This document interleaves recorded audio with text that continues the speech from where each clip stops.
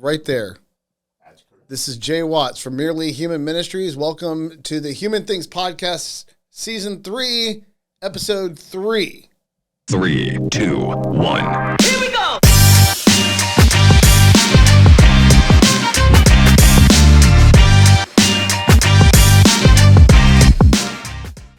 All right, welcome to Season 3, Episode 3 of the Human Things Podcast. My name is Jay I want to say a tight show, but I don't know that's a tight show. We got to figure, we'll see. We'll see what happens. I got 4 things that I know I want to talk about. None of them huge, though. None of them should be massive. The last thing, the main segment, we're going to be discussing what I think is the most common way that people think about abortion when I'm talking to them and having conversations with them, which we call the gradualist view or the development view. This idea that over time, what they initially think of as just a clump of cells, what they call embryo or fetus, it becomes more valuable as it grows older. This intuition that it's okay to kill them early, but it becomes less okay to kill them late, except for what they would consider to be extreme circumstances, although Planned Parenthood's own website says that that's not the reason people get late-term abortions. We'll set that aside for now. The discussion today will be on what I think most people, or how most people seem to be processing the issue of abortion when I'm talking to them. And so as opposed to going into very specific arguments, we're going to be talking about just a general approach to the gradualist view or the development view. We're going to lean very heavily in this discussion on Chapter 5 of this book, The Ethics of Abortion, 3rd edition, by Christopher Kaiser. The reason we're going to do that, number one, is because it always helps to have a text to anchor you in a discussion. If I were just up here talking about what I know and the different sources that I've read, it can become very easy to get off track and to just start to wander through different ideas. So by staying in some way or another in the structure that he provides, it helps. I will not be exhaustively looking at Chapter 5, nor will I give you the exhaustive look at how he talks about it, because I want you to buy this book and read it. And so it's not my job to cover the whole book. It's my job to tell you some interesting tidbits out of it. And I think he does, like everything, I think Christopher Kaiser approaches this very well. Before we get to that, though, there's a couple of things of less important, but just interesting things for me. Number one, as a continued interest in the animal kingdom, and this actually had nothing to do with the war between animals and human beings. I'm writing a book, a novel, if you will. I believe it will probably end up being something in the young adult area. I'm just writing it right now. I am 10 chapters into my writing and going well. But in it, because I am who I am about the way that I approach information, I'm trying very hard as I mix this fantasy world that I'm developing, or this fictional world that I'm developing, or this universe that I'm creating, or however you want to look at it. I try to make sure that where I can be accurate, I am accurate, in the sense of, if I'm going to talk about animals, any kind of animals, I want to know what they are. If I'm talking about plants that are going to grow, I want to know what kind of plants grew and the type of area where this is set. I look to represent a real world that I have changed, so that you have the freedom when you create your own universe to make up whatever you want to do. I like that freedom, and I'm doing it in my writing, but at the same time, I want it grounded in something real. And so to some degree or another, I'm trying my best to make sure that the elements that do in some way comport with reality are reflecting reality.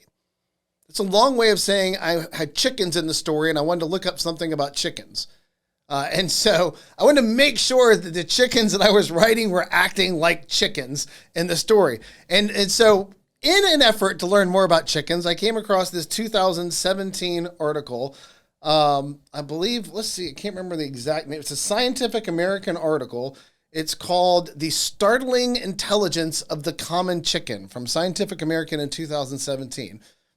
Now, I was looking for behavioral research into chickens so I could understand them a little bit better, trying to understand them. And they're not even a major part of the story. They just have a little part of what I'm writing, but I just wanted my chickens to be like chickens. So here's what the startling intelligence of the common chicken tells us that I think is most interesting. One of the things that they do is that the author talks about how there's been a revelation over the course of about 100 years of studying chickens that we constantly realize that they think more than we thought they did. They have a more intricate thought life than we probably believed that they did at one point. The reason that they bring it up is because they genuinely believe that as we learn more about chickens and their internal thought life, however basic it may be, it's more complicated than we thought, it does have repercussions on us as to how we treat chickens. That some of the way that we produce the massive number of chickens that we eat worldwide, which is just incredible. The numbers are incredible. How many chickens are grown and eaten worldwide, the amount of steroids and hormones we put on to make them huge. So if you've ever seen I was in Indonesia on a mission trip one time, and we were in this village in the mountains where the chickens roam free. And these are, if they want to eat chicken, the villagers walk out of their door, grab a chicken off the ground, pick it up, kill it, and cook it. That's the life that they lead. And these chickens, the first time I saw them, I wasn't even 100% sure it was a chicken. It looked like a little velociraptor because we make our chickens look the way that we do, that sort of huge fat chicken that we see. We make them that way. They don't look that way naturally. If you see them as they exist, they tend to be, these were crazy. I mean, they did look like velociraptors. That was the easiest time when I always heard that chickens or dinosaurs turned into birds, and I see that chicken running around, it's like, but it's just thin and wiry and fast, and it looked a little bit more aggressive. So I don't even know why I'm rattling on about this at this point, but okay, I remember now. JD's eyes are crossing. I remember now because the point of the article was that we should treat them better, right? That in many of the ways that we treat them in order to be able to feed the desire and hunger for chickens, if they have a more detailed or intricate thought life, if they experience the world in a way that we didn't understand they did before, then we may have a responsibility or duty as reasonable beings to treat them better. It doesn't mean we don't eat them. They're not saying that we have to become vegetarian. It just means the life that we give them before we eat them should not be as cruel as it often is. And I've mentioned multiple times on this show, I'm an animal lover. I'm deeply uncomfortable when I see the conditions that we keep chickens in right before we kill them. Because we have to grow them to a certain point before we kill them to eat them. And you see them just crammed in to these cages. And you just think no animal could want to live that way. And if that's the cost of the modern chickening world, then the author, I think, is reasonably asking, should we reconsider that and find a way to both be able to eat chickens, to be able to cultivate chickens, and at the same time not have to treat them cruelly? I think that's a question we should all ask ourselves at all times when we're trying the best we can as God's agents in this world. And as we interact with animals with less intelligence than us and use them as a resource, how well do we treat them? So he says, here's indication that their thought life is a little deeper than we thought it was. And this is the one that I think is the most interesting to me. He's talking about roosters in this. Roosters and hens both being chickens, right? So he's talking about roosters. And he says roosters, when they see an aerial predator, will make a warning cry, or what they would believe to be a warning cry, right? But here's the thing that they noticed. So chickens oftentimes don't just run around out in the open. They'll tend to go off into the side of the brush to keep themselves covered, protect themselves from predators, so that they can see but not be seen. If the rooster is undercover and sees an aerial predator and sees another rooster that's exposed where the aerial predator can see him, he then makes a noise. The sense is not to warn the other rooster that the aerial threat is there, but to alert the aerial threat that his rival is exposed by making a rooster noise so that the predator looks for the rooster. Because they said this is the only time the roosters make this noise, if they're undercover and their rival's exposed. They're saying this demonstrates a level of thought to roosters and to chickens in general that we didn't know that they had, because there is so much thinking going on in that moment that the rooster sees a predator, sees a rival, realizes that if he makes a noise at this point and that predator sees that rooster, there's a good chance he'll come and kill that rooster, and he'll be safely hidden. So they're saying the complexity and the diabolical thought that goes into this moment on the part of the rooster demonstrates a higher level of intelligence than they believed that they had before. And there, by the way, there are other things. The when hens roar and when hens don't has a lot to do with their own progeny, where their children are, where the chicks are at any given moment. So they're saying that there's a complicated relationship that chickens have with their environment that demonstrates on some way or another a complexity of thought that they just didn't believe that they had. And one of them is the diabolical, that's their words, the diabolical nature and behavior of roosters and trying to set up other roosters to be killed by predators. So that's in the startling intelligence of the common chicken. A fascinating article. None of this will be in my book, but it was just fun to read and to think about for a moment that chicken, because I tell you, before I leave this, I can't help but wonder, like put myself in the mind of the chicken that's exposed, or the rooster that's exposed at the moment that he's out there. And then he hears that cry, that rooster cry, the sound that they make when they see a predator, and he knows going to come. This kind of dovetails very nicely, like with the next thing I wanted to talk about very briefly, which was Herman Melville. Because if you've read Billy Budd, in Herman Melville's book Billy Budd, it was posthumously published. It was the last thing he wrote. It was found after he died. It was edited and then released. Short novel or novelette, 80 pages. But in there's a line, Jimmy Legs is down on you. And it's said a couple of times. It's where an old sailor is trying to explain to Billy Budd why he's getting into trouble. And there's this one other person, this officer on the ship that he calls Jimmy Legs. It's like, Jimmy Legs is down on you. That to me is what's going through that rooster's mind at that moment when he's exposed, right? Someone's out to get him, and this realization that he better get out of the open so that he can survive, and then figure out who it is in the rooster world that's trying to get him killed by hawks. Just interesting for me. Okay, so secondly, that's segment one. That's all there is to it. Roosters are diabolical. Segment two. Let's move on to that. I want to talk a second about, and this is purely a dad thing and a literature thing. I talk about books that we read on this show quite a bit because I'm a reader. I love reading. And one of the great joys of my life is my kids becoming readers and watching them find the literature that they like and that they enjoy, not being judgmental and trying to encourage them when they find something that they like to read that may not be. Both my daughters have whole genres and libraries of things that I don't read, but they both read together and that they love. But what's really been cool over the years is my two oldest were homeschooled, and all the way through. They were both in college now, but they were homeschooled all the way through, and they were classically educated. And so they read books, not segments of books, not excerpts of books, books. And oftentimes they read books that I have read before. And oftentimes when they were reading them, I would reread them and discuss them with them. So right now, my youngest, who is at Fellowship Christian School and is now at a private school, the other two were homeschooled all the way. She did this so that she could play lacrosse with this team and this coach that she really likes, and to give her a better chance to be able to have the opportunities to pursue lacrosse at the university level. So we put her into this school with much help from the school, and she's still reading books because she's in honors literature. So she reads books and then writes papers on them, which is the same thing her elder siblings did. And so now I'm going through this with her and rereading books, and it has been just so rewarding. I reread Tale of Two Cities with her and then talked to her about it. And so for weeks, maybe a couple of weeks, a lot of our conversation is peppered about Dickens and A Tale of Two Cities. And then we draw in other Dickens characters and ideas from different books to try to understand Charles Dickens' worldview as best that we can, and other things that I've read, I bring to the discussion. And then it was Hamlet after that, and we read Hamlet together. I read it, she read it. Sometimes we read different scenes from Hamlet together, which was lovely. And then we discussed Shakespeare and his worldview, and we have conversations about the different aspects of the play.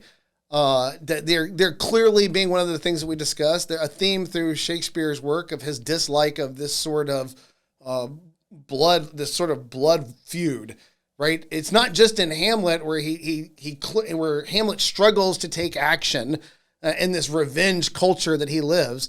And I think Harold Bloom talks about this in his book about Hamlet, or about Shakespeare, where he says that Hamlet represents the modern man and his uncle or his father, Hamlet Sr., who died and is calling him to take vengeance, represents the old guard, this sort of vengeance culture, this revenge culture that he comes out of, something that Hamlet just can't truly or fully embrace. And it's that tension between the two that ultimately causes all the problems in the play. That was fun to parse through. And then we were able to look and say, well, look, at least we know Romeo and Juliet also demonstrates an area where Shakespeare doesn't like that sort of vengeance culture. He shows that the destructive nature of that revenge culture that was going on and the need to overcome it. And Romeo and Juliet for love, and Hamlet, the struggling that he has with it. So that was fun for me. That may not be fun for you, but it was very fun for me to talk to my daughter about this for a couple of weeks while she was reading that. And then we got to Billy Budd. And I had never read Billy Budd. I like Moby Dick. Most of it. I think Moby Dick, in its original unabridged version, is alternating between, at some points, some of the greatest writing that anyone has ever put to pen. Some of it is, to me, is just breathtakingly beautiful writing. And then some of it is frustrating. Now, I understand that when Melville wrote this book, he was writing about whaling, and the knowledge of whaling didn't exist for people the way that it does for us today, meaning the whale was a very mysterious creature to most people who would have picked it up and read it, where we have had years and years of studies, of cetacean studies, of whale studies. I have a poster in my kids' playroom that I put up when they were young of every known whale species that exist and information about each and every one of them because I love whales. Same things for dinosaurs. There's other things having to do with just all sorts of posters. I love posters. I loved information posters. I put them up there because I thought it would always be fun for them to be able to just look on the wall and to see information up there, knowledge on the wall. So we are a group, we right now are a generation that has the internet. And we have access to more information than any generation that ever existed on planet Earth. We can know more about things that other people don't. Just recently, we just saw for the first time, I think, a baby great white. I remember reading that we have evidence of video of a great white being born, something we've never seen before. So the more we have the ability to use drones, both in and over the water, that we have the ability to reach deeper into places we've never been before to monitor animal behavior. We learn things and know things that just could not possibly have been known by generations that come before us. Now, the fact that we have that much information available to us and that the number one thing people tend to do the most on the internet is look at porn is a depressing indictment on the kind of human beings that we are. I think one of the just, again, an indication of how awful we are is that as soon as AI comes out and in the midst of all of these warnings, what are they going to do? What are the possibilities? What are the creative possibilities? How is it going to change the world? What's one of the first things we have to deal with is AI-generated porn. Because the first thing people ran and did when they had this ability to create things through AI intelligence was to say, I want to make Taylor Swift into a porn star. What's wrong with you? What's wrong with us? I mean, that's our first instinct when we get great information. And it, by the way, I remember a friend of mine who worked in like military technology, and he told me we were sitting around a table one time, he tells me, and we're talking about where different streaming platforms or technology is going. And he said at the table, the question is, where is the porn industry right now? Because whatever they're doing, everyone else will eventually be doing. They are the technology leader in the distribution of information from one place to another, the medium leader. For the people that are trying their best to increase their audience, the porn is at the forefront of it. Again, depressing that that's the way that we use technology. But for Melville's readers, getting back to the point that we were originally on, they didn't have the knowledge of whales that we have today. So when you have to read some of the chapters where Melville talks about whales, it's a little cumbersome now. Because they're not mysterious beings to us, and we understand quite a bit about them that they probably didn't know, and they're not it's not the hidden world that it was back then. And he's just flat out wrong in some of his speculations. But I believe at one point during Moby Dick, Melville speculates that the whale populations are so immense and the technological capacity for whaling is so low that we could never actually impact the numbers of whales in the world. It's just so whaling's fine. Again. Yeah, I I like Melville. I really enjoy him. But if you look at Dostoevsky, where he predicts the coming in his books, like in the book The Possessed or The Demons, however you want to pronounce the title of that book in English, he predicts the coming Bolshevik revolution. He sees at the time that he's writing the philosophies taking root that will lead to this disaster for Russia. And he's already predicting it happening. He also predicts in that same book and in others the coming existentialism philosophy. He's able to see the world as it is and accurately predict things that are coming. That's sort of an indication of brilliance, right? Melville just isn't there. There's no way we could ever impact the number of whales in the world. It just takes too long to be able to do this. So there's places where he's just flat out wrong that it's frustrating when you're reading him. But when he's right, as far as when he gets it right, man, some of those chapters in Moby Dick are just brilliant. I mean, I read them and I think, how does someone write like this? This is writing as good as it gets. So Billy, but what became interesting to me when my daughter and I were reading this together, and I never knew this about Melville. I never knew that Moby Dick was critically panned when it came out. I never knew that his depression over it being critically panned meant he never would write another novel of that size again, and that he stuck to writing very short pieces like Bartleby the Scrivener. And Billy Budd falls into that same category, is very short.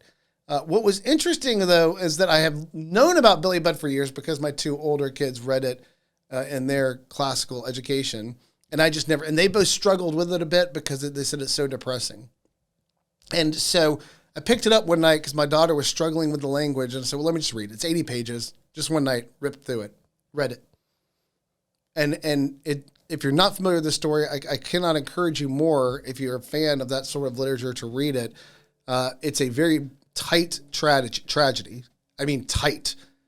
It introduces three characters, gives you a background of those three characters, gives you the context as far as historically where they exist at that time, gives you the place where they all intersect, and then everything bad happens like that. I mean, it is a tight, it feels to me as if there was a bigger story that Melville was working on and that this was the beginning of his notes on it. But however, whatever the truth of that is, we'll never know because they found that after he died. And what's fascinating about the discussion of that book is that Melville had very complicated views about religion and God, and he constantly quotes scripture or brings up scripture references.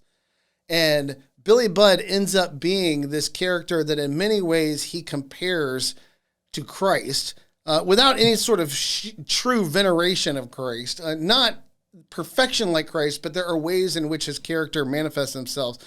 And getting into Melville's complicated relationship with God just spawned so many fascinating conversations with my daughter as she went through Billy Budd and thought about elements of innocence and good and evil, and then the rational man. That would be like the three archetypes that he has. He has one that's innocent but stupid, basically. That's Billy Budd. He has one that's smart but evil.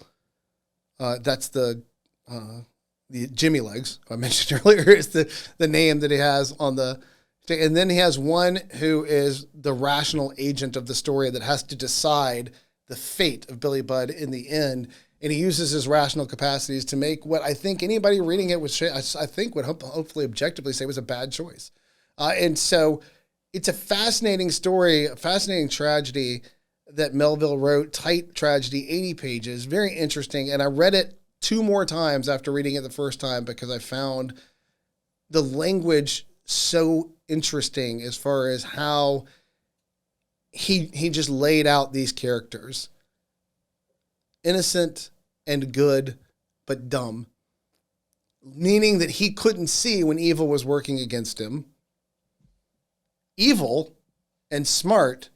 But the difference there for Melville, and what became very interesting in our conversation as we were talking about it with my daughter, was the good, innocent character couldn't understand the evil character because he was simple.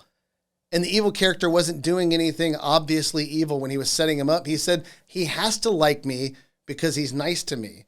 And he's not capable of seeing beyond that.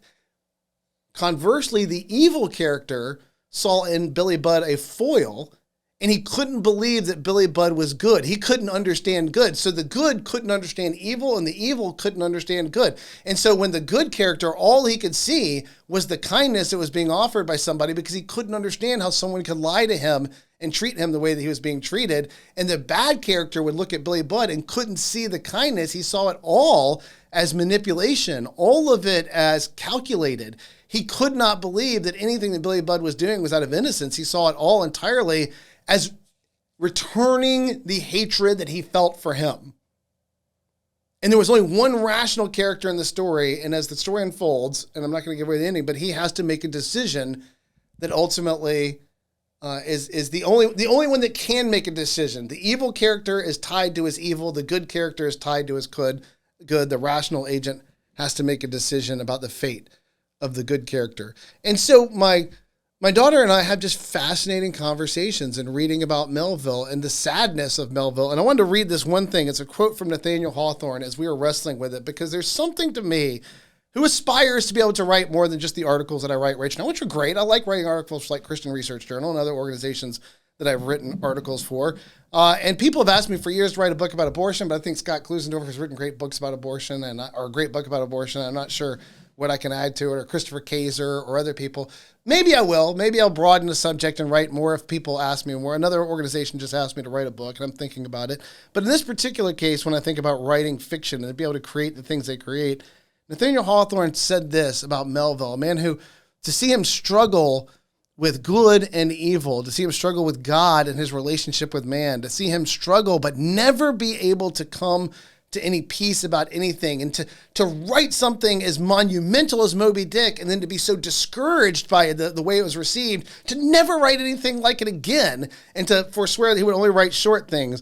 Hawthorne talking about, because Nathaniel Hawthorne and him were close friends, Hawthorne says, Melville, as he always does, began to reason of providence and futurity, and of everything that lies beyond the human ken, and informed me that he pretty much made up his mind to be annihilated. But still, he does not seem to rest in that anticipation, and I think will never rest until he gets hold of a definite belief. It is strange how he persists, and has persisted ever since I knew him, and probably long before, in wandering to and fro over these deserts, as dismal and monotonous as the sand hills amid which we were sitting. He can neither believe nor be comfortable in his unbelief, and he is too honest and courageous not to try to do one or the other. If he were a religious man, he would be one of the most truly religious and reverential. He has a very high and noble nature, and better worth immortality than most of us. I think that's such a beautiful description of, and I've known people I feel like fit into that description, that they are genuinely and truly wrestling with big ideas and big things. They want to be able to settle things, but they can't, for whatever reason, are incapable of it. Not comfortable in belief, not comfortable in unbelief, constantly trying to understand the world on their own terms. And I don't know that everything about that is noble. There's a sense where you need God to be something that you can understand, or need God to be something that you want him to be, that fits into some way that you understand the things. It may be just an inability to embrace certain things that you find troubling about belief. I don't know what it is, but I thought that was such a beautiful description of him, because Hawthorne both sees what's good and bad about Melville, and why I wanted to read that, because that's the experience I have every time I read Melville. Whether it's Bartleby the Scrivener, whether it's this recent reading Billy Budd, or whether it's rereading Moby Dick. I fully intend to reread Moby Dick later this year again, just to wrestle with him a little bit again. I'm going to skim through some of the whale sections. I just don't care that much when you're talking about these long chapters about the whaling industry. But there's something beautiful when a man like that writes, because the unsettled nature ends up coming through in his stories. And Billy Budd is a very unsettled story. My wife, who is a very settled person, and what I mean that in the highest compliment, my wife has a stronger faith than almost anybody I've ever met in this world. And for her, she reads Melville. One of the things she asked me after reading Billy Budd is, what's the point? What's the point in writing something like this? But it's difficult for her in reading it because she doesn't wrestle with things the way that he does. But for me, as she and I were talking, as somebody who grew up in a less certain world, as far as my spirituality was concerned, and wrestled with these things all of my life, there has always been something comforting when I found someone else wrestling as well. I wish I could be like my wife, because she is just steadfast in every cell of her body in her faith.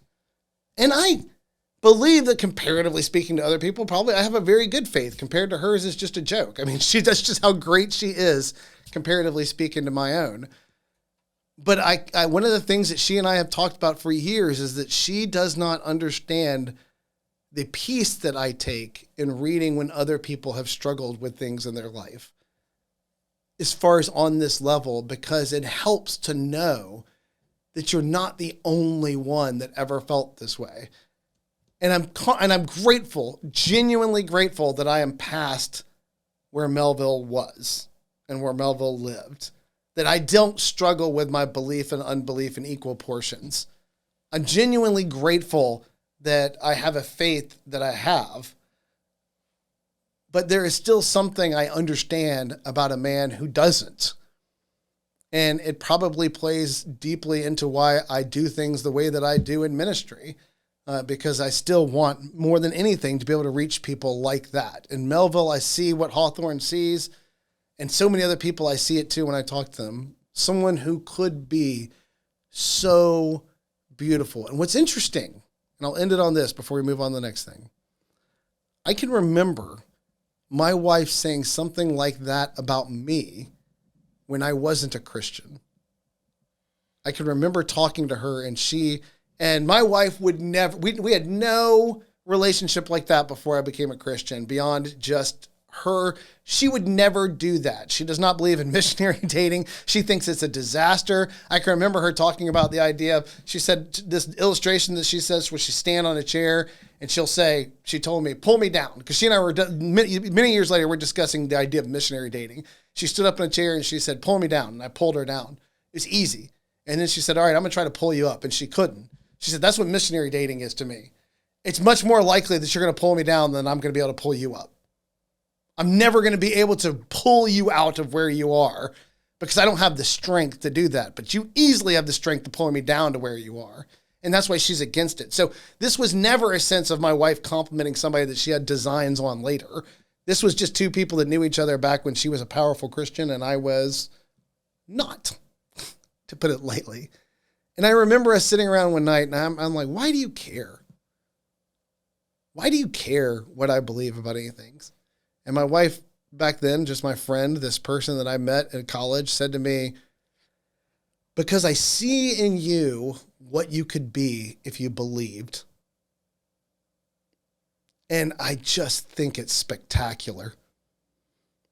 And I have tried with my son to talk to him about that. I was like, that's the power of your mom on my life, is that years later, after all of this, when things did change and we were committed to each other, that still remains a powerfully motivating factor in my life.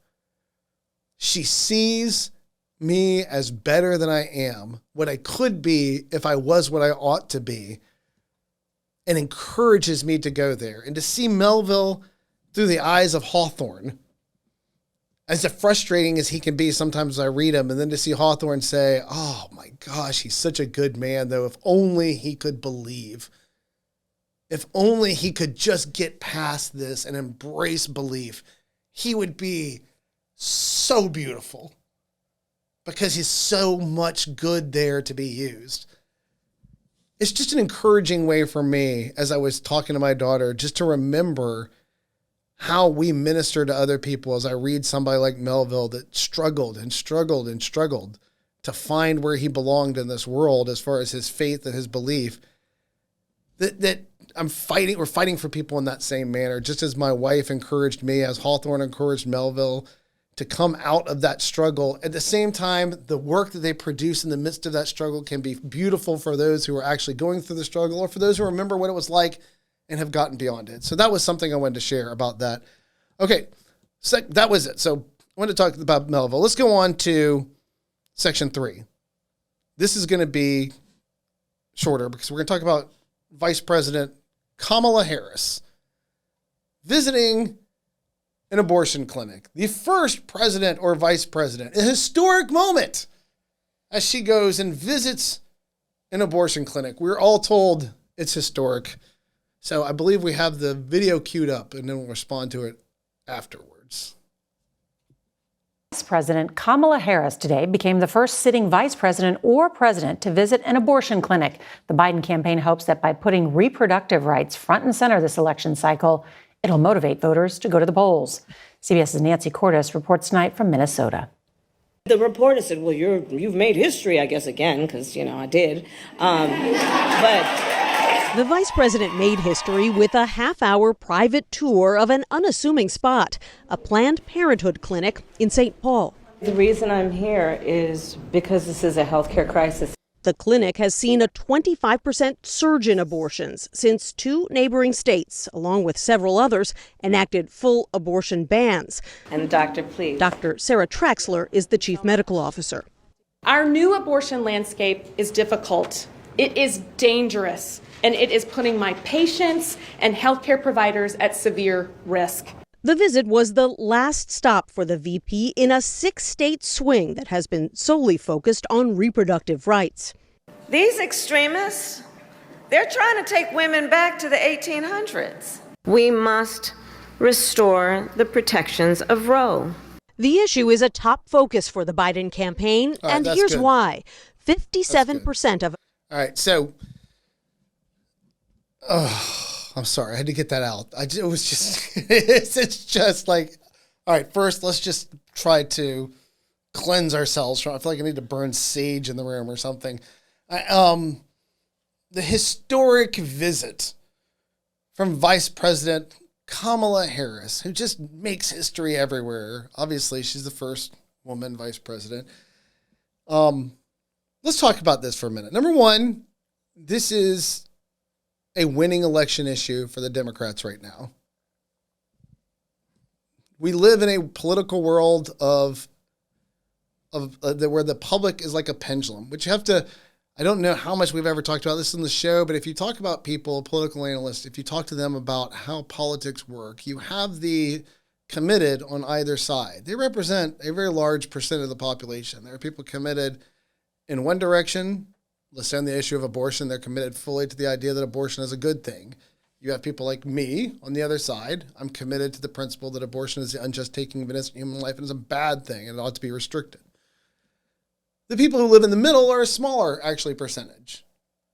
And those are the people who dictate which way politics go. What we oftentimes call the undecided. But they are the ones that shift elections. If they're not happy, there was a lot of talk about soccer moms for the last couple of elections, good and bad. Some people angry at the soccer moms. White women in the suburbs who are really the political power that is shifting the voting of the United States for good or bad, however you feel about what they're voting on in a particular day. And their motivations are not entirely always clear to everyone. It was clear in the last election, as best as we could tell, they didn't like Donald Trump. That they found him repellent as a human being, and so they were going to vote for him. There's no indication, by the way, that that's changed. And so the idea that Biden is going against Trump probably means you're not getting the soccer moms, and they're a big deal as far as how the election goes. But it's groups like that sway the elections. The committed don't sway it, right? And you can see this in polling over the years on the issue of abortion. Now, you also see something, and what I mean by that is at any given moment, you would say majority of people in the United States call themselves pro-life. Majority of people think that abortion ought to be allowed to some degree or another. The majority of people are uncomfortable with laws restricting abortion. They're all over the place in the things they believe because they don't represent the people who are making the decisions about the way things go are not represented in either the intensely committed on either side. So that's why they say, by the way, there were polling also that came out many years ago that said the politically committed on either side, the idealists, the ideologues, however you want to talk about, those of us, the activists is another word, the politically active people, the activists who are seeking issue activists, that they tend to be better educated about politics than the people in the middle. Meaning they understand how politics work. They understand the history of politics better. They tend to understand things like the Bill of Rights better, what the Constitution actually says.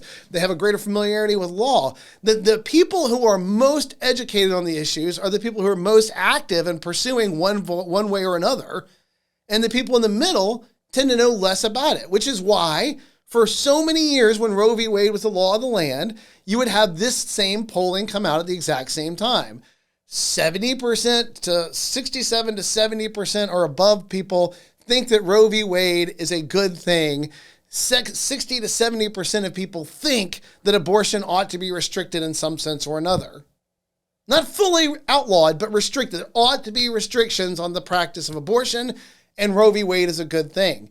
Even though those were contradictory positions, because Roe v. Wade and Doe versus Bolton and Planned Parenthood versus Casey, the legal ruling that dominated the United States for 50 years, that was abortion through all 9 months with no interference. That was the law of the land. And you had people say, yeah, Roe v. Wade's a great thing, but I do think abortion ought to be restricted. What does that demonstrate? They don't understand the issue. And they're motivated by emotions. And right now, the emotion of the moment is against us. And so the people who are going to decide things are going to operate out of fear.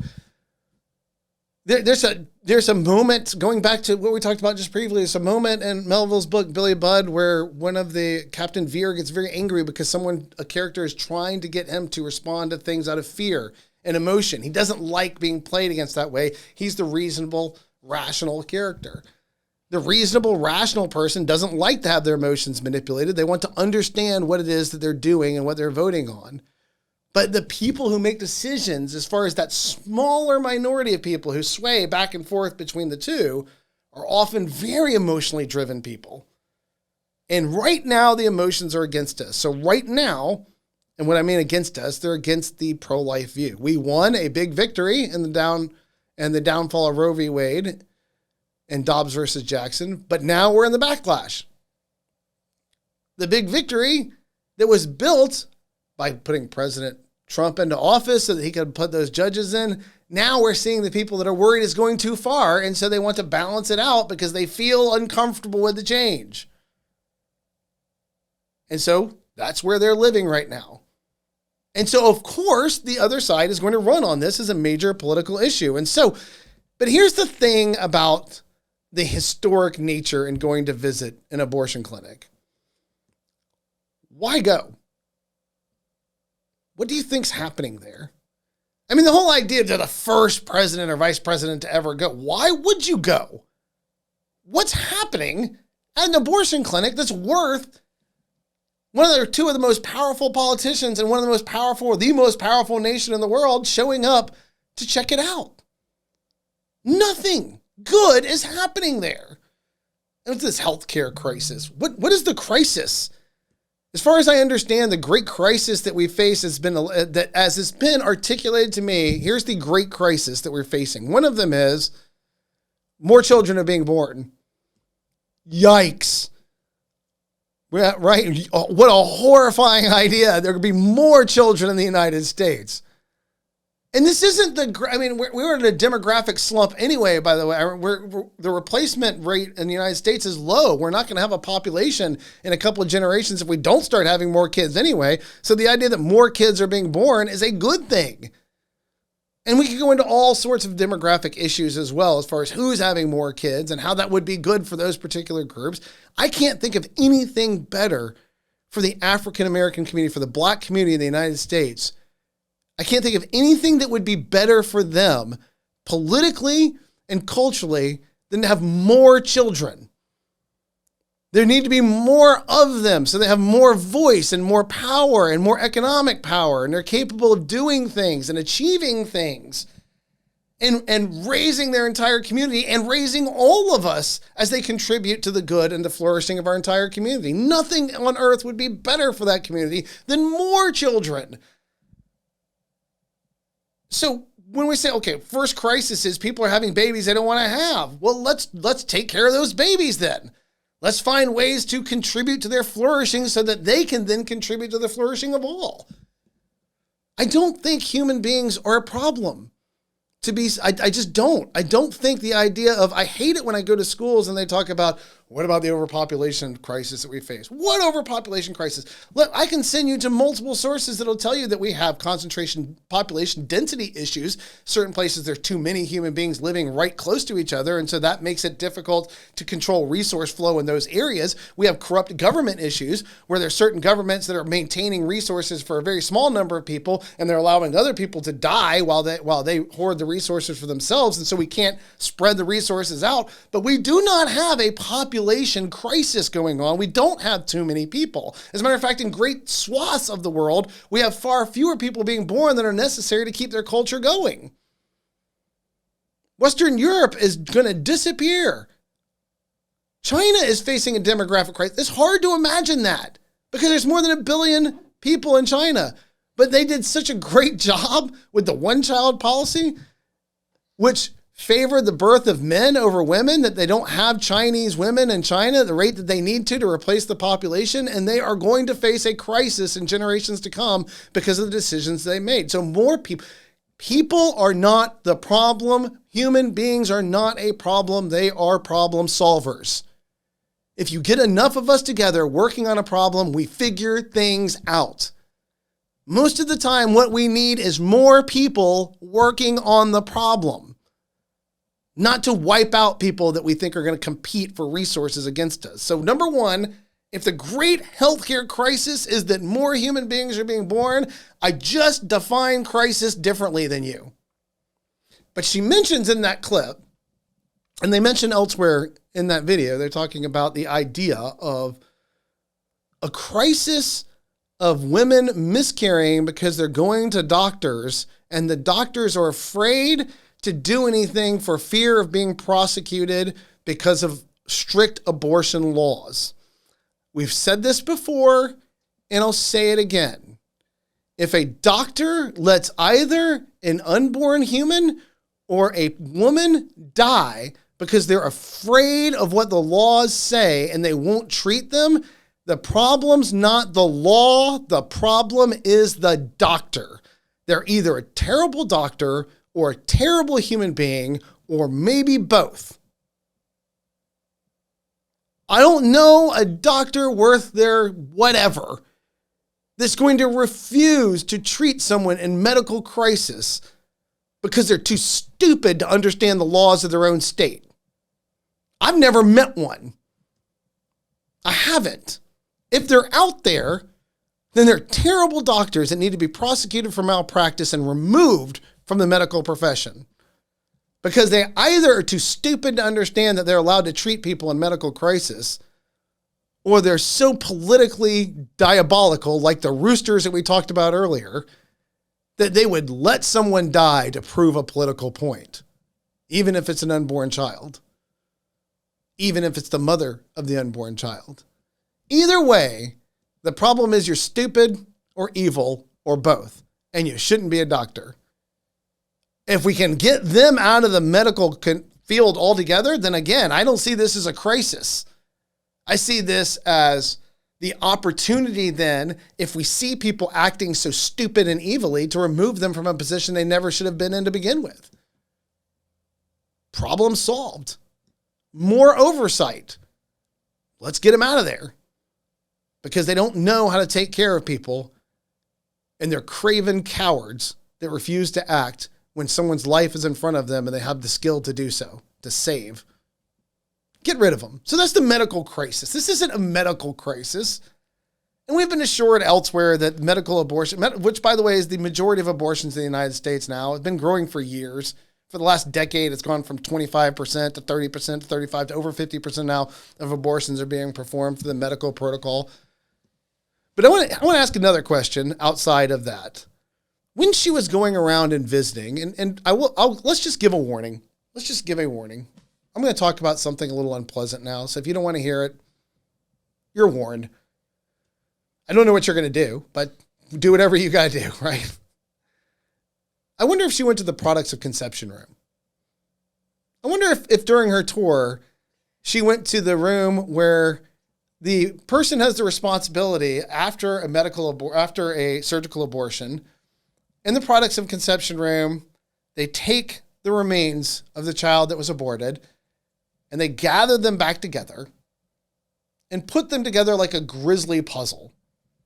They have to do this because they have to make sure that they can account for everything. They have to have it right there and visibly be able to check and say, we got it all.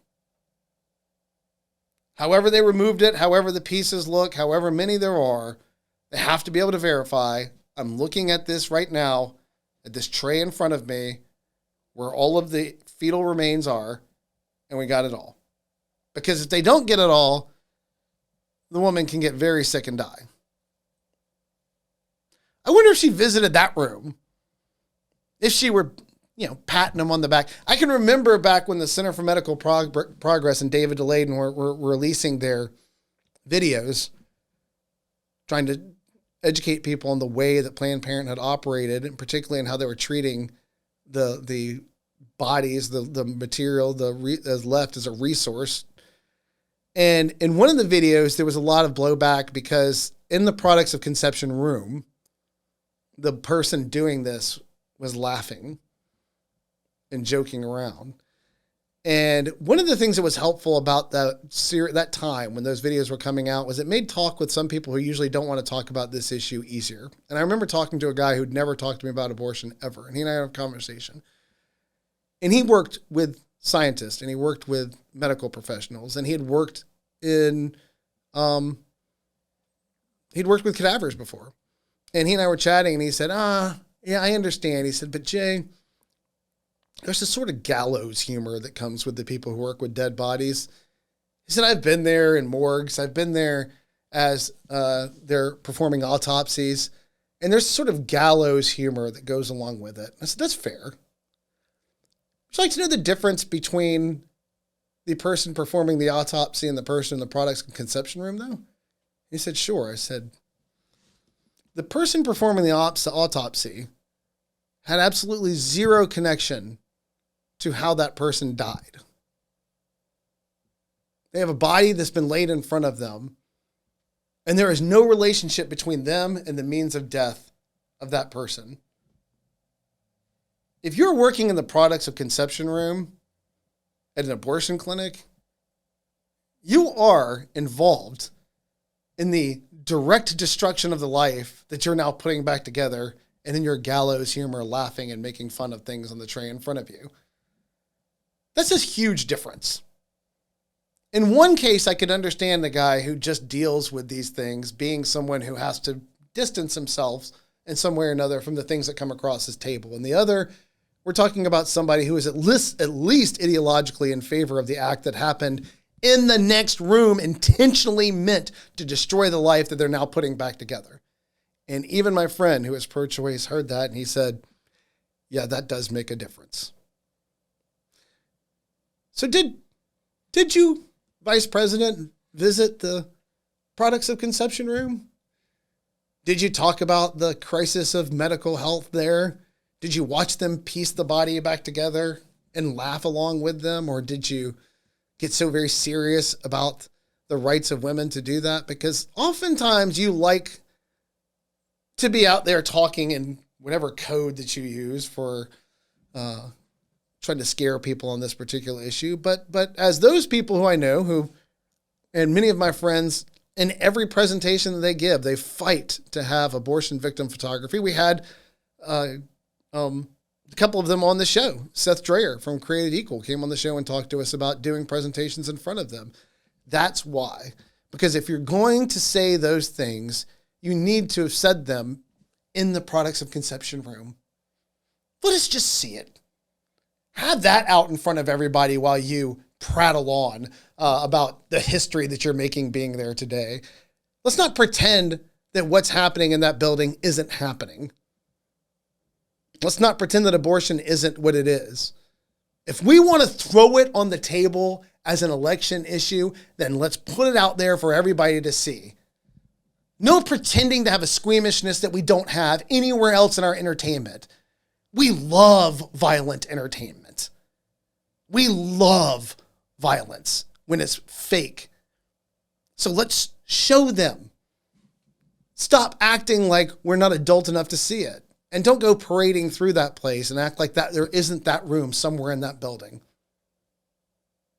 That there isn't the room where you have to dispose of the bodies. Because it's sick. I understand people who believe that abortion ought to be protected, because I used to be one of them. I disagree with them, but I understand them. But the closer you get to the operation of that industry, the less I understand you. It's one thing for this person over here who's never going to get an abortion to think that women ought to be able to have an abortion. It's one thing for this woman here who's terrified about her life and what's going on in her life to feel like abortion might be a reset button for her. And as long as there's people telling her it's a choice that she can make, and as long as people are encouraging her that there's nothing that's going to be destroyed that matters, I get what's going on with her. I get what's going on with her friends that want to support her. I don't ever understand the people in the products of conception room.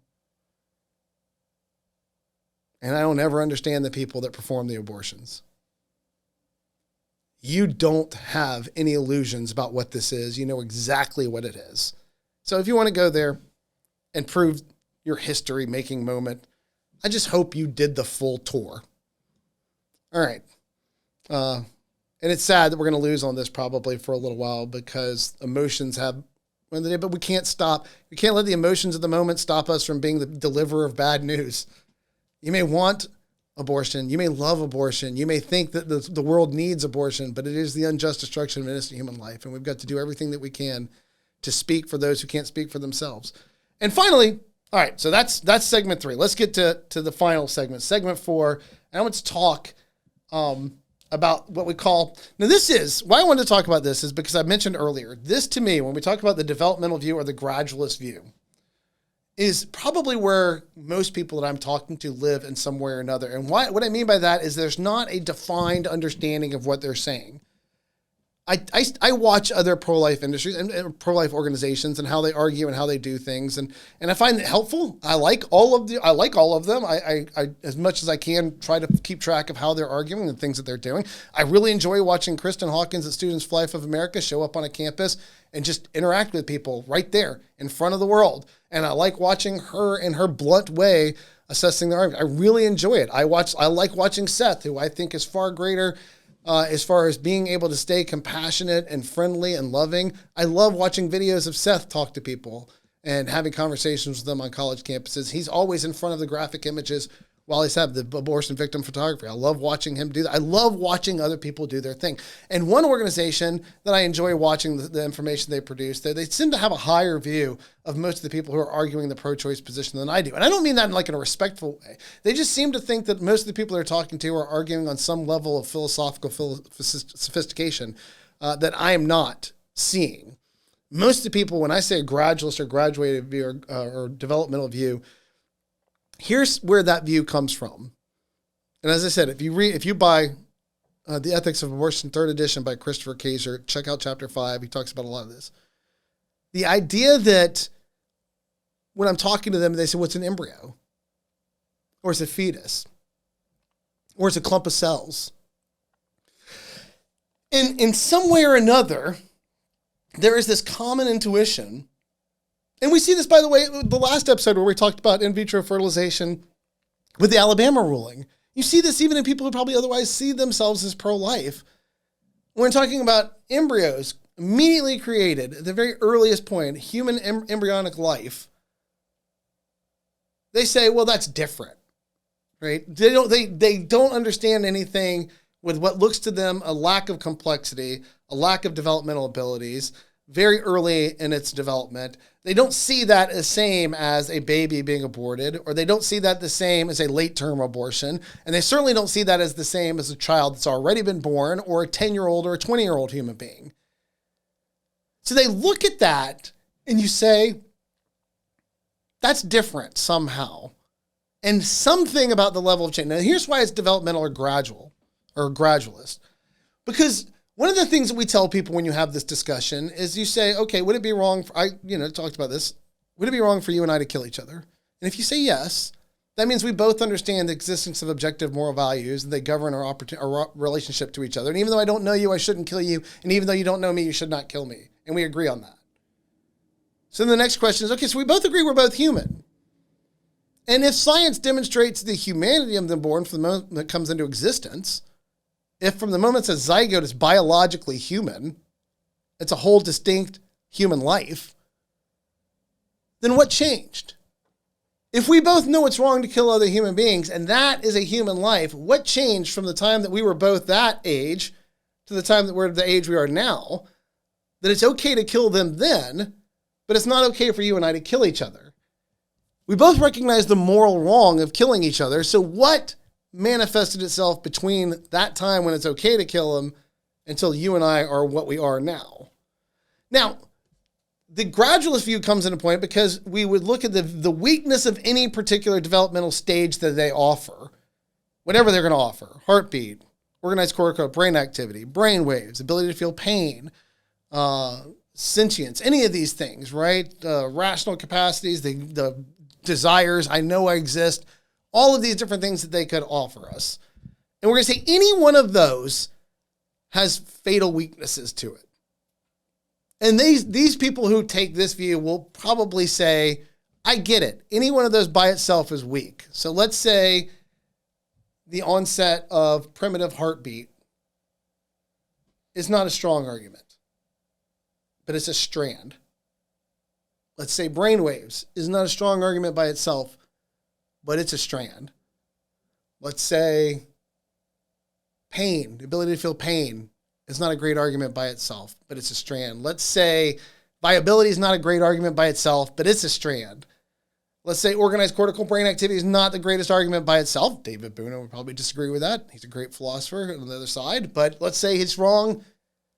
That's a strand, right? So what they're saying is that by each and every one of those by themselves may be weak, just as any particular thread by itself may be weak. But if you start to weave them together, you have a rope. Together, they are stronger than they are apart. And so for the gradualists or the developmental argue that we're talking about in this sense, they're not people that have an articulated view of the moment that something becomes valuable, but they're people that are looking at the development of the child from the time that it's a zygote to the time that it comes to the place where they're uncomfortable now killing it. And that could be different for each one. That could be against late-term abortion, but they're fine with early abortion. It could be post-viability, whatever. What they're doing is looking at it and they're saying, I don't know what the change is, but it's obvious to me that this thing here is different from that thing there. Enough has changed so that I need to treat this with respect and I can do whatever I want with that. That to me is where most people live when I'm talking to them about abortion. So it's not that they have an articulated view of what, when I say what changed, that they can tell me the exact thing that changed. It's that they see a lot of things working together in cooperation to change the nature of the life so that it went from being the kind of thing we're allowed to kill to the kind of thing we're not. Like I said, this has repercussions back to embryonic stem cell research, IVF, and abortion, all of these. So let's address that. That's what I wanted to spend a little time addressing because I think that is where the majority of people, so that's the simplest version of it right there. I'm trying to explain this intuition that I know there's a difference between early human life and later human life. And it seems to me that the best explanation is that there's the accumulation of changes that ultimately work a singular change to make them the kind of thing that we shouldn't kill. So how do we respond to that? Well, the criticisms of that view that Kaiser raises, and he brings in other thinkers as well, are interesting. One of them is that, and I think the most telling is that we have to understand the nature of each particular argument and how something like a cumulative case works, right? The idea of making a case stronger by being able to take multiple lines of evidence and merge them together, every time you take a reasonable argument, but maybe not the strongest argument, and mix it with another, the whole idea is you're starting to build some sort of cumulative case or some sort of combined strength between all of them. But the strength of the whole is going to, in some level or another, depend upon the strength of the many. So how do arguments work? As Kaiser points out, and anybody that's ever studied logic understands, arguments have two ways of being judged. They are valid or invalid, and that's construction. Or they are sound or unsound, and that's being true or false. The difference between those, let's talk about something I've used. We talk about tree sloths, just for fun for a moment, right? So if I said to you, all tree sloths are slow, and then I said, Jake is a tree sloth, we could reasonably reach the conclusion, therefore, Jake is slow. As a matter of fact, if it's true that and this is only, we're talking about validity here, not soundness. If it's true that all tree sloths are slow, all tree sloths are slow things, and we'd say Jake is a tree sloth, then Jake falls into the category where all things are slow things, and so it's necessarily true that then Jake is slow. Therefore, Jake is slow. That is valid. Let's look at what invalid, because this has to do with construction. All tree sloths are slow. Jake is slow. Therefore, Jake is a tree sloth.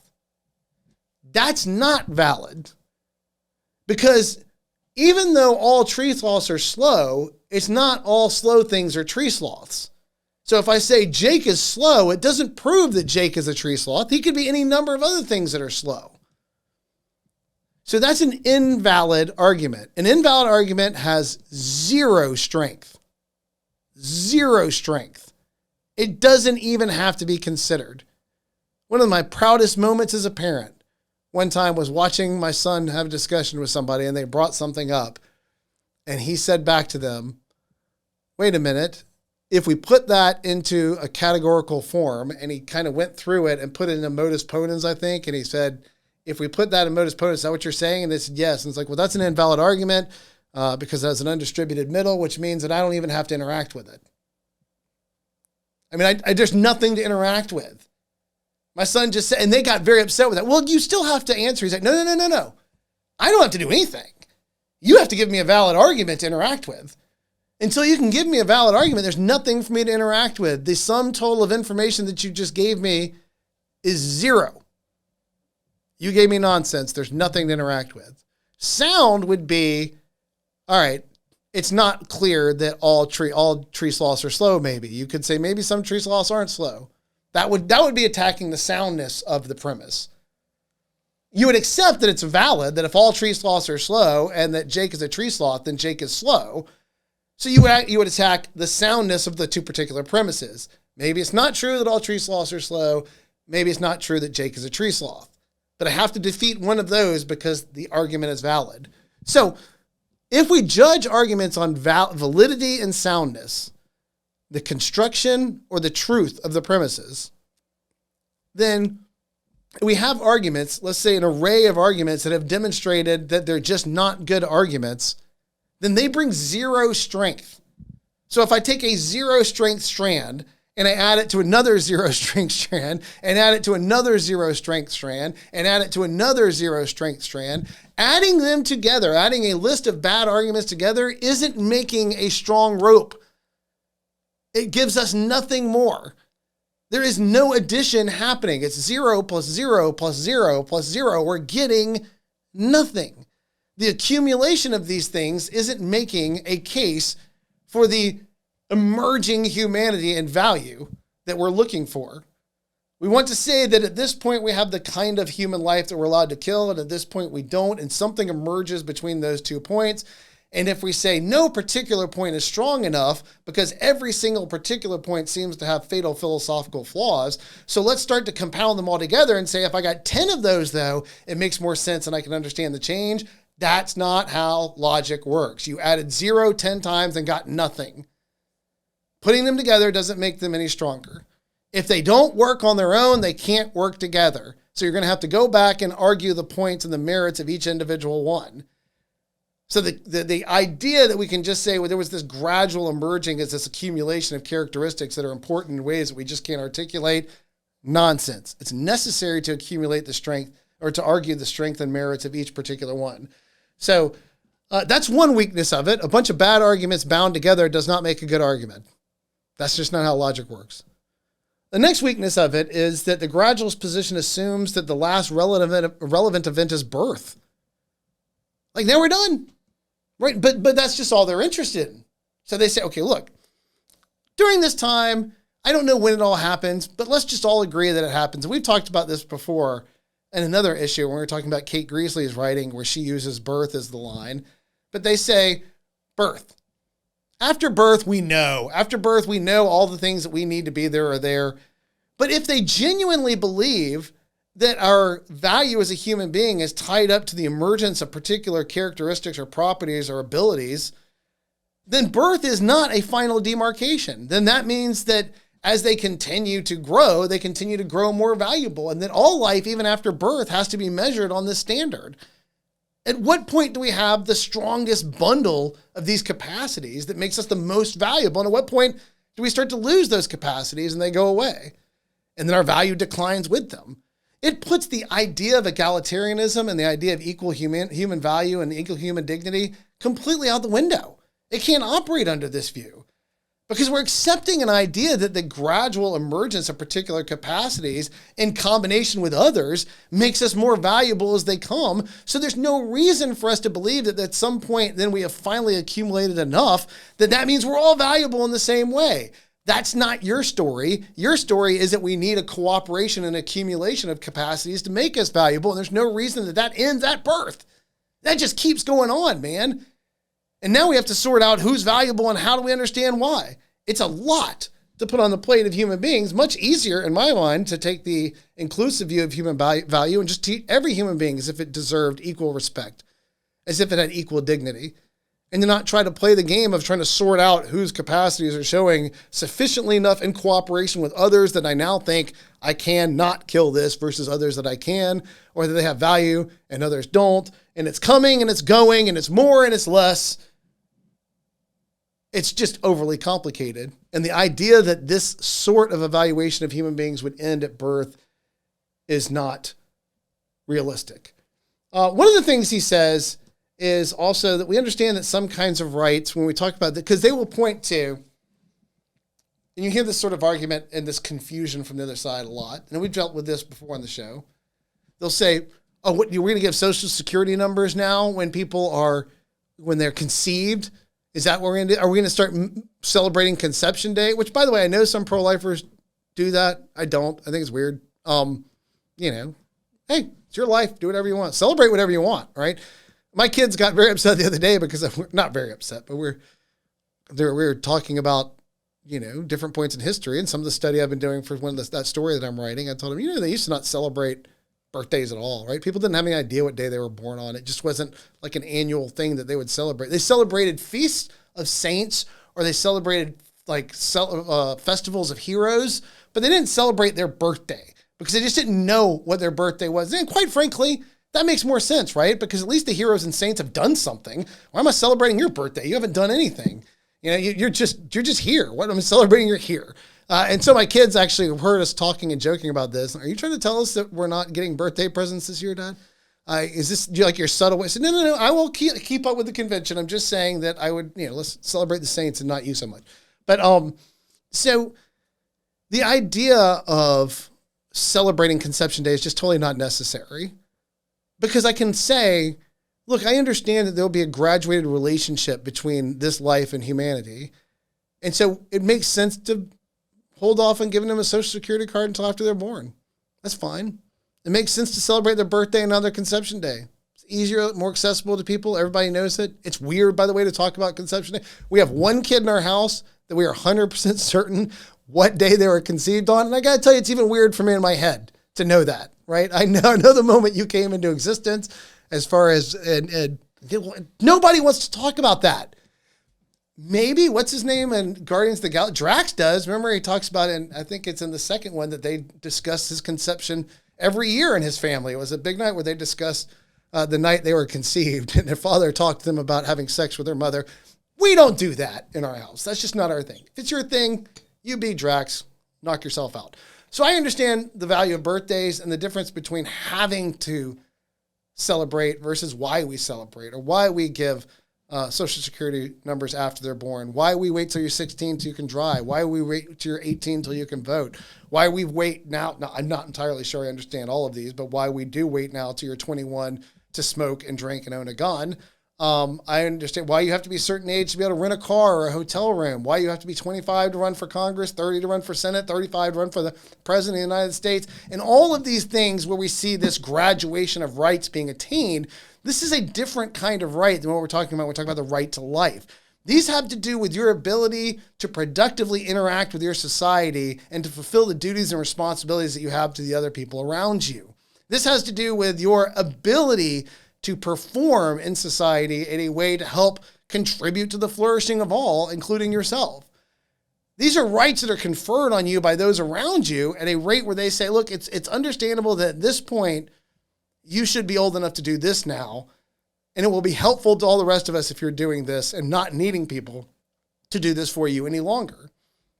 I think, by the way, it's not an encouraging sign that we keep moving things up in the sense of saying, we don't think you should be allowed to smoke at 18 to 21. We don't think you should be allowed to own a gun at 18 to 21. When I was young, when I was a kid, people could drink at 18, and they raised the national drinking age up to 21. Because what they're saying is that 18-year-olds are not as mature as 18-year-olds used to be, and so we can't keep giving them this, and we have to keep moving it up. And that seems to be a trend in our community, our culture right now, is to keep saying, well, you need to be older because at 22, you're not as mature as you used to be.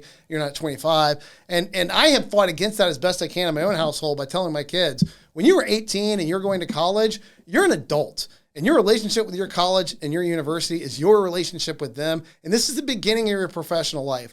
Other people may have more money. They can go to college and say these are going to be the best years of their life and party for 4 years and do whatever else they want to do. For you, this is your work. I'm willing to pay for this to help set you up for the rest of your life. But I don't even really have to, because both of my kids that are in college right now have incredible scholarships.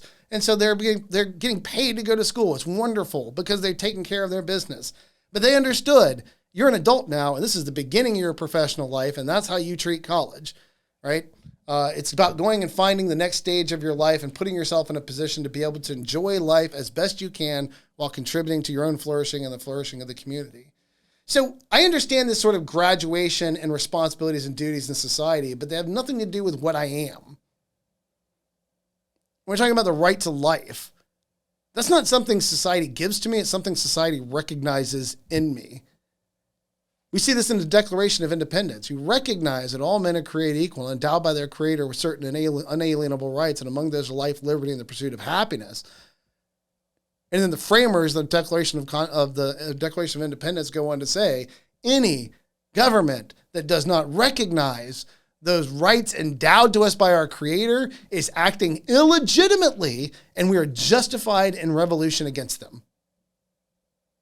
You don't give me a right to life. You recognize my right to life. You can give me a right to drive my car. You can give me a right to vote. Give me a right to own a gun. Well, that's a constitutional issue. We'll set that aside for another time. All of these things are things that the government has some say back and forth on. What you can't do is give me a right to life. You recognize my right to life. You recognize my right to liberty. You recognize my right to the pursuit of happiness, but I hate that particular one because the way we understand it nowadays, as it would have been understood in them, it was the freedom to pursue virtuous flourishing in society. It wasn't the freedom to just do whatever you wanted to do. They were not quite as, they didn't have the same troubles that we have with that. So he says, look, we can understand that those are different kinds of rights, and we can understand that those are tied into our ability to fulfill certain duties and responsibilities in society. We cannot fulfill those duties or responsibilities until we reach a certain level of maturity so that we're capable of handling the responsibility or duty that goes with those. And so it makes sense for those to come gradually. But what cannot come gradually is a natural right to continue to exist without the interference of other human beings. I just get to exist. You don't get to end that existence. That's a different kind of right than celebrating my birthday and giving me a driver's license. All right, so those are the weaknesses of the most basic form of that, is recognizing all of those things about it. Now, I want to very quickly discuss what they talk about as a more sophisticated view of that one, the time relative interest account. And what they would say here is that, look, we just have an intuition, not what we would call like Descartes' intuitions, which are infallible, but an intuition in this sense is being understood as a way that we see the world. And there seems to be a common understanding that it's not as big a deal to kill a zygote as it is to kill a 2-year-old. And so somewhere in between those, we recognize that maturity and development are giving value. And restrictions are offering negative obligations to us that now I'm not allowed to do to you things that I was allowed to do to you earlier. And so for the people who are arguing the time relative interest account, what they're saying is that a psychological continuity exists in a later life that doesn't exist in early life. So at this age, at 54, I know all of the experiences of my life, and a psychological continuity exists for me in my earliest memories, and I look back and I remember things in a very hazy way, probably about when I was 4 years old is when I first start remembering things. Events that happened in my life that I have just this most basic memory of. And then my life unfolds, and there's a psychological continuity between that life and this life today, and that continues into my expectations or desires for the future.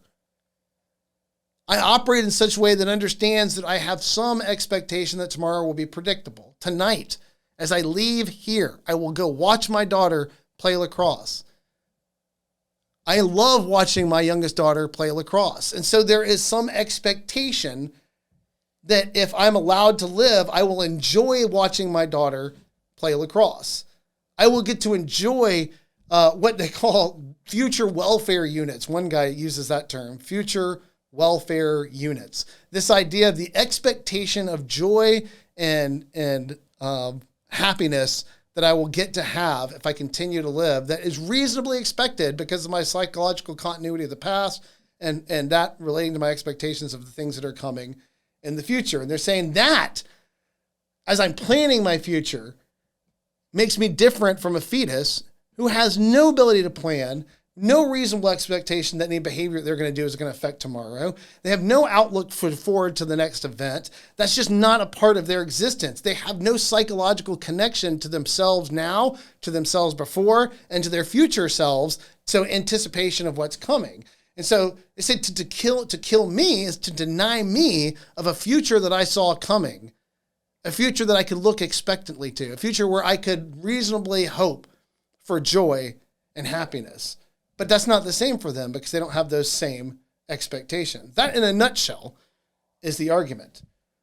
All right, so here are some of the counter arguments.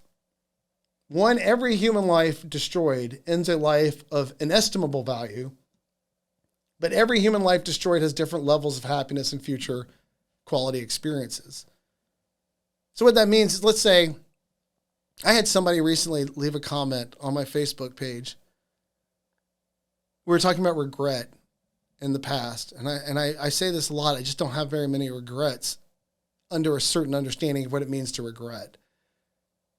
And the reason is that if you ask me would I go back in time and change how I made that decision, I would be fearful of doing that because it would affect my today. And so there are things that I wish I had not done, that I'd been a better human being. There's certainly times that I wish I had not hurt other people. There's stupid decisions that I made, but when I look as a whole of the decisions that I made in my life, how God used them to get to me to today, to this moment, I am an exceedingly happy individual. And anything that threatened the existence today would be terrifying to me. The worst nightmare I ever had was that I remember this vividly. Many years ago, I had a nightmare that I was placed back in time to when I was 17 years old. And I was in my 17-year-old body, but I had my modern consciousness in there. And most of the time, I'm a fairly lucid dreamer. I'm usually aware I'm in a dream, but in this particular one, I wasn't. And the whole dream was one of panic because I knew I could not recreate the series of events that led to my future. And all I knew as I sat there on my body was just mourning what I had lost. At one point in the dream, I even went to my wife, who lived near me, but we never knew each other at that age, trying to figure out how we can fix this. It was the most terrifying, horrifying, upsetting dream I've ever had, because I'm an incredibly happy man. And I love my life, even though I lack so many things that some of you probably would be miserable to not have. I don't have a lot of money. I don't have a lot of freedom to go do whatever I want to do all the time. But man, I got awesome kids and an awesome wife and great friends and a job that I believe in. I'm just a happy person. And so for me to lose the future, it seems at that point we're saying if we're not looking at just the inestimable value of every human life, if we're starting to grade them on these future happiness units or future welfare units, then I have a lot to lose if you kill me, because I love my life.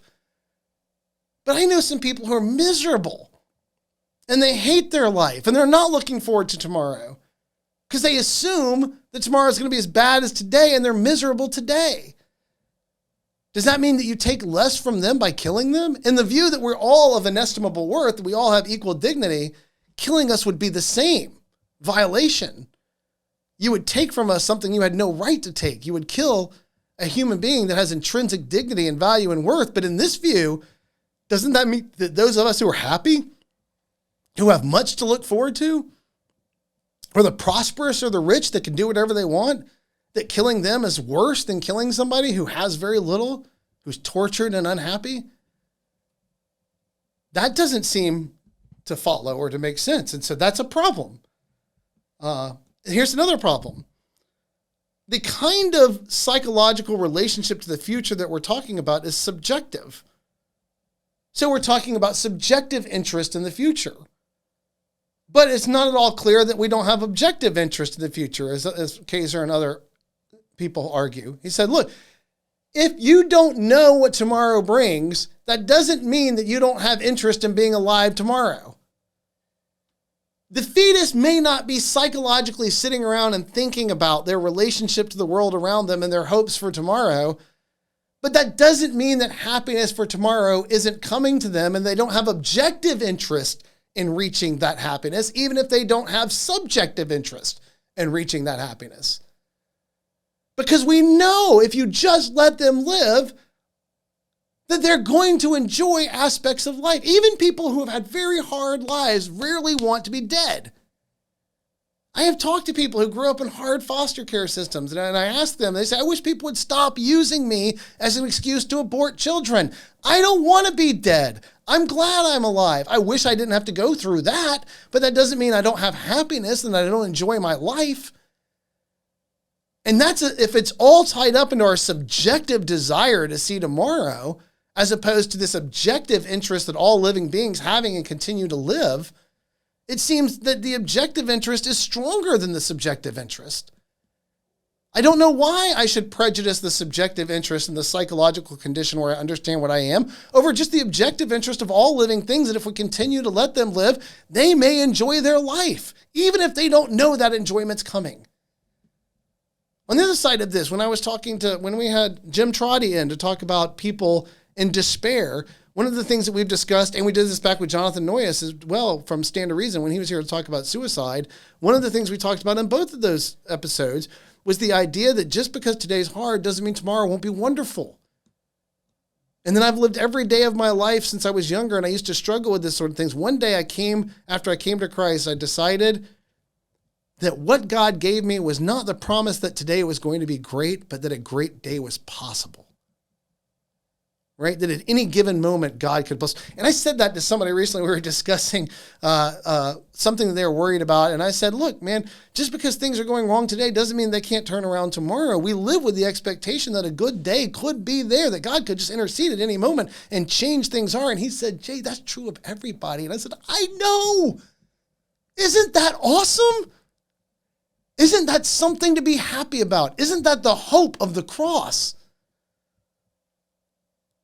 Why would we say that it's less interesting just because it's true of everyone? And if it's true of everyone that lives, it's true of everyone alive, then it's true for those that don't even know it, whether they don't know it because they're trapped in depression or they don't know it because their brain just doesn't function at the level yet that they can think about such things.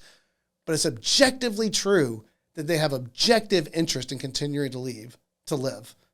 They have an objective interest in being able to allow to mature until they get to enjoy the happiness that comes with life, even if they don't know it exists or they don't know they exist. So it said, why would we prejudice the subjective interest of their psychological state versus the objective interest of them just being a valuable being who will enjoy life if we allow them to grow? And then finally, he says, as we age, as we grow infirm, we face a future with decreasing future welfare units. And under that view, it was less of a crime to kill an old or sick person than to kill a healthy young person. As a matter of fact, one defender says, Nils Holtug points out this mirrors the intuition that it isn't always a bad thing to die. That some people facing unremitting pain and a terminal illness are better off dead. The pushback against this, and this gets us into physician-assisted suicide, and we'll do a whole show about this soon because that's a matter, but we're not going to get off into that too much right now. But the pushback against that from Jorge Garcia is that death is not a help. The people are saying, yeah, this marries with our intuition that we can help somebody by killing them because death isn't always bad. He says death's not a help. Death is an end. To help someone in pain, we restore them to a pain-free existence so that they can then enjoy the goods of being alive without the unremitting torture of being in pain. As we extend people's life at the end, and this is one good thing that came out of some of the awful Dr. Death stuff that happened with Jack Kevorkian. There used to be limits on how we could give pain medication to patients who were in horrifying pain at the end stages of things like cancer, because they would say you can't give that dose because that dose might be fatal. Even if it's the correct dose to deal with their pain, because it might be fatal, we can't give it to them. And that was one thing that was changed during all of the horrible Jack Kevorkian nonsense that we'll get into in a later show. Was that they finally decided that, look, if the appropriate amount of medicine to give you to relieve your pain may have a secondary side effect, that it also might kill you, but if it's what we need to be able to relieve you of that pain, then that's what we're going to give you. Now, the downside of that is that there have been nations and countries where the medical staff and people have used this as a means to OD people on purpose on morphine because they've deemed that their life is not worth living. But for hospice care, what this means is that you don't have to suffer unnecessarily.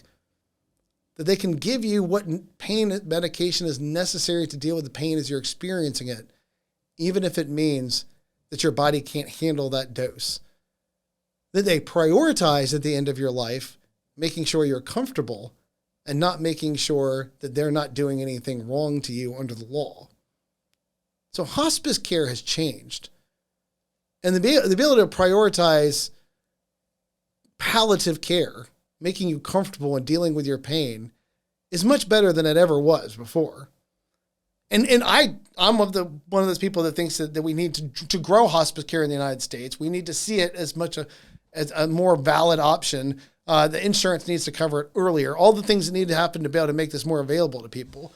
But Jorge says death does not help. Helping is by taking someone experiencing pain and restoring them to the flourishing and pain in a pain-free state, allowing them to enjoy the good of life, not depriving them of life to fix the problem of their experiencing pain. They're not better by not existing. That didn't make them better. That just made them not, if that makes any sense at all. And the other thing is that this kind of thinking, and they said without me, it marries that intuition. And let's go back to that. I want to close on that. I was speaking with a group on a panel in Alabama one time, and a guy called in. We had callers call in at this university where we were speaking. And he said, do you think intuitions are infallible? And he was talking about Cartesian intuitions. Intuitions that Descartes had, like I exist, like I think, Ultimately, one of his infallible intuitions would have been that God exists, because he can reasonably conceive of him, and being able to conceive of a being of that nature would indicate his existence. So, I mean, there's these infallible intuitions by existence, my ability to think, the existence of God, that they're not up for discussion. We just intuitively understand them. That's not the kind of intuitions that we're talking about when we discuss this. What they're talking about and what I'm talking about when I say intuitions are just this sense of the way that the world is. And this guy called in, he says, "Are you saying these intuitions are infallible?" And I said, "No, they're not. If they were infallible, then I wouldn't have a job." Because the problem is that on some level or another, we intuitively believe, or not we, but many people intuitively believe that early life has less value with more complex life. And that way of thinking, as we've discussed a bit today, comes with all sorts of baggage. It opens us up to things like infanticide. Always, by the way, it always opens us up to infanticide. It always does. It seems like every argument that they have that says it's okay to kill them here ultimately opens us up to the possibility that it's okay to kill them there after they're born. It's just, and it's a weakness the other side is aware of. You should read how often they're trying to argue against this so that they can cover themselves. They can make some argument for abortion that doesn't open us up to infanticide. It opens us up to people who have miserable lives being worth less than people who have happy lives. It opens us up to the idea that we prioritize subjective interest versus objective interest. It opens us up to the idea that as we get older and we have fewer meaningful experiences ahead of us, then killing us becomes a lesser moral offense. All of these become problems with this kind of view, as opposed to just embracing a view that dignity is something that is intrinsically owned by every human being that walks the face of the earth, and we should treat them all with dignity and respect, and that humanity, that dignified humanity, that valuable humanity begins the moment they come into existence. Everyone who argues that realizes that that's going to require us to reevaluate many things about the way that we live our lives in society. We just believe it'll be better for all to live in a world where we understand value in that way, and we don't allow some people to define other human beings out of the family of valuable human life so that they can do to them whatever they will, because it won't just be the unborn that they want to kill through abortion. It won't just be the embryos that they want to use as a resource. Sooner or later, it will be somebody else, someone else. Once they start drawing lines, they never stop. So that's our show today. We have coming up, Just War Theory, coming up. Very excited about that one. A major segment on Just War Theory. If I have somebody join me, that would be lovely. Coming up, I will bring back my child, my offspring, my baby. She will be back to join us. And other guests will be joining us as well. And for all of you listening, for all of you sending encouraging letters, for all of you liking the shorts that are coming out of all this, we continue to offer our sincerest thanks. If you wish to support this work, please go to merelyhumanministries.org. Go to the donate page. You can give online. You can mail in gifts. You can do either way. But it's your gifts that make this possible, and we appreciate that. Thank you very much. This has been Jay Watts with Merely Human Ministries, Human Things Podcast.